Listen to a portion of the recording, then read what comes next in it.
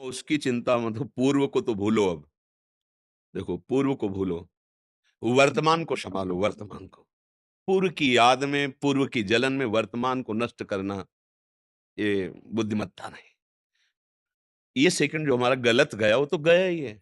अब जो सेकंड चल रहा है, इसको अगर हम सँभाल लेते हैं, तो वो भी सँभल जाएगा, वो आगे भी सँभल जाएगा। हमें ना भविष्य की चिंता करनी है और ना भूत की चिंता करनी है। ये हम तुम्हें बहुत सुलझी हुई बात कर रहे हैं।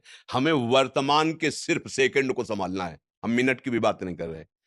हम मिनट की भी बात नहीं कर, क्योंकि उसमें 60 सेकंड होते हैं। हम 1 सेकंड की बात कर रहे हैं। अगर 1 सेकंड वर्तमान का तुम सही व्यतीत करोगे, तो हर सेकंड सही व्यतीत होता चला जाएगा।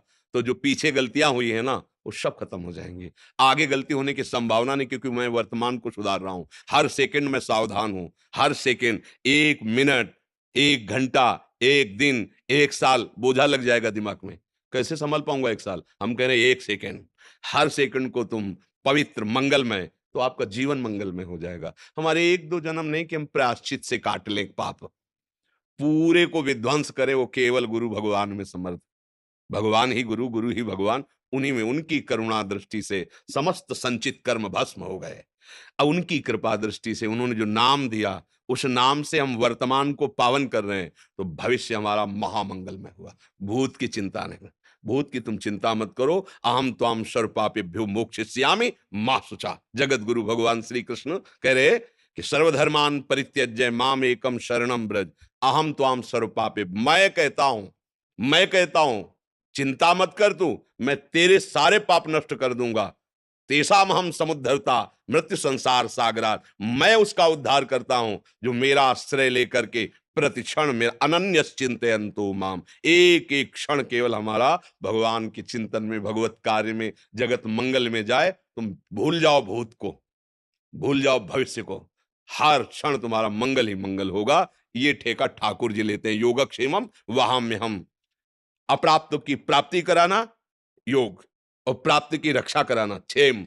दोनों की चिंता में तो फंसे रहते हैं। ये चिंता दो गुरुदेव को, ठाकुर जी को, और तुम करो चिंतन, और देखो महामंगल होता है। बिल्कुल चिंता करने की जरूरत नहीं, शरणागति की जरूरत है, बात समझने की जरूरत है।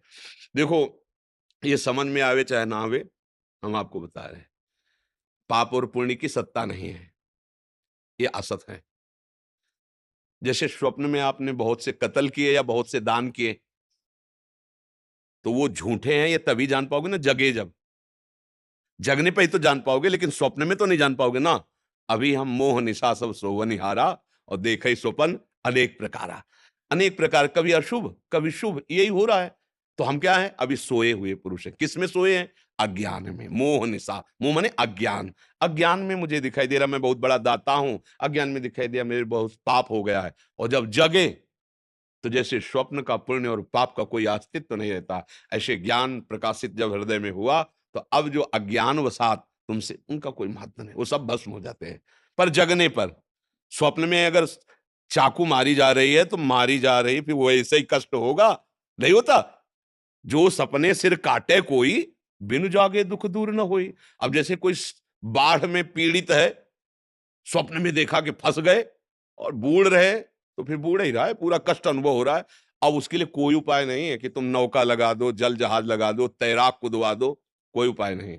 एक उपाय, उसे जगा दो बस। अरे, जगा तो एक बूंद पानी नहीं, सैया में पड़ा है, और देख क्या रहा था? स्वप्न में महान जल राशि में डूब रहा है। तो उमा कहूं मैं अनुभव अपना, सत हरि भजल जगत सब सब।